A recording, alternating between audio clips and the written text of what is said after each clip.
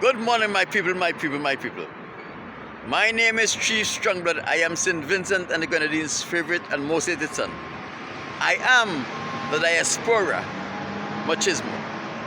My people, today, as usual, I come to give you a little update as to my protest. And there was nothing particularly important that I should report to you. But all in all, it was another beautiful day for a protest. I come much earlier than I normally do. And there is a method behind my madness. But let me remind you, the front of my sign says, I don't want the white man's money, the white man's woman, the white man's friendship, or the white man's fame. And the reverse of my sign says, white man, why have you re-enslaved the African American? My people, you know, after I have finished protesting and I have bring you an update as to my protest, my greatest desire is to share with you something from the word of the Most High God, the scriptures. Not necessarily the Bible, because the Bible is a corrupt version of the scriptures, but from the Bible, with the aid of the Holy Spirit, you can know what the Caucasians have put into the Bible to deceive you, and you can know those things within the Bible that can help you. The mere fact that I mentioned the Caucasians putting things in the Bible, I must remind you that from since AD 70, the Caucasians take possession of all of the scriptures, all of the furnitures of the temple of the Most High, and took them back to Rome. And from that day forward, they have been using a big axe to chop up the Bible and to put in things. They have been instrumental in putting things in the word of the Most High that will accomplish a particular thing.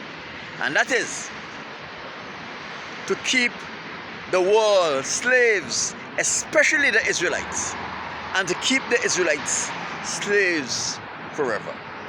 The other members, the other nation of the world that has become slave through the Bible is just collateral damage. But their main objective is to enslave the Israelites, the descendants of the children of the transatlantic slave trade, and to keep us slaves forever. For you know, for the past couple of weeks, I've been dealing with who are the Caucasians. And I want to address another serious topic about who are the Caucasians. We are familiarizing ourselves with our enemy. And the only how you can ever beat your enemy is to become familiar with your enemy. My people, the only enemy the Israelites have is the Caucasians. Deuteronomy chapter 28, verse 68. It says, those people who bought you and sold you as slaves are your enemy. Case closed. The Most High in Malachi chapter 1 verse 24 says he will hate the Caucasians and he will hate the Caucasians forever. Although in Malachi, for those of you who have not been following my study, if this is your first video, I must clarify this. Although in Malachi it says the Edomite, I want you to know that the Edomites of Bible time is the Caucasians of today. This can be found in one of the publications of the Caucasians.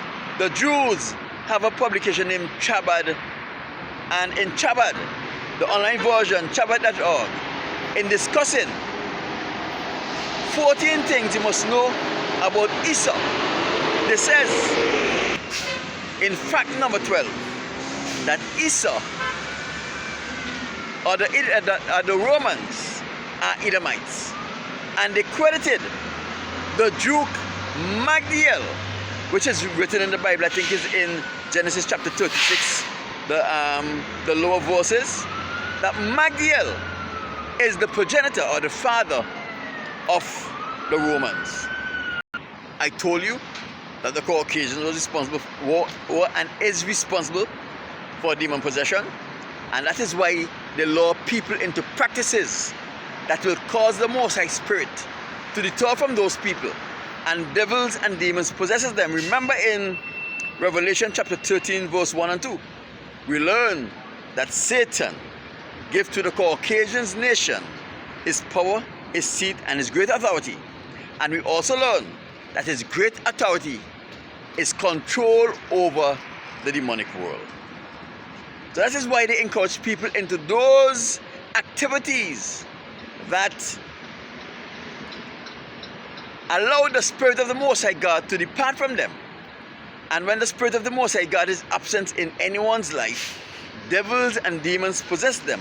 And those people who has the power, or who was given the power over the demonic world by the devil, the Caucasians, controls the devils and the demons that possess them. That is why there are so much re-enslavement that is happening today. A re-enslavement that those people who are so become slave will never be free from. My people, the Caucasians nation is the only nation on earth that glamorize and practice homosexuality. If you go to the Arabs, the Indians, the Asians, the Chinese, the Amerindians, the Awakis, the African, every nation of the world frown on homosexuality except for the Caucasians nation. The Romans had a festival called Saturnalia, and Saturnalia is the worship of the planet Saturn, and Saturnalia was centered around homosexuality. You see, the Greece and the Romans are really from where every Caucasian nation sprang. And the Romans believed that when you deflower, when a man deflower a young boy, he takes control of that young boy's strength. So they organized this festival, Saturnalia, from December 15th to the 25th, where they had this big festival of the worshipping of the planet Saturn. It climaxed with a sacrifice of a young virgin. Everything that happens in Saturnalia were criminal activities. But guess what? At the end of Saturnalia, no one was held responsible for the crime. Their main objective of Saturnalia was for those affluent men to go about and find young virgin boys and rape them and take their strength as they believed. So what happens when you have sexual intercourse? When a man has sex with a man, the Spirit of the Most High leaves him. Devils and demons possess him. And that is what happens. Those people now who have raped that little boy, he gets into what is called Stockholm Syndrome. That's what they call it. And he now become afraid or loyal to his rapist. So when that little boy who was raped by Mr. This and Mr. That grew up and become the president, Mr. This and Mr. That, who raped him as a youth, controls the president and therefore control the country. When they grow up and they become big executives in companies, Mr. This and Mr. That, who raped him when he was a youth, control that little boy who is now grown up and is now the CEO of these big companies. They control those big companies. We talk about the Roman Catholic Church and the activities of the Roman Catholic Church where it is concerned about raping young boys. That was the mission of the Roman Catholic of Rome when they sent the Roman Catholic Church into every corner of the world. It was Rome decided to remain a world power through its churches when their bishops and pastors and whatever they call them go out and rape these young boys in the congregation.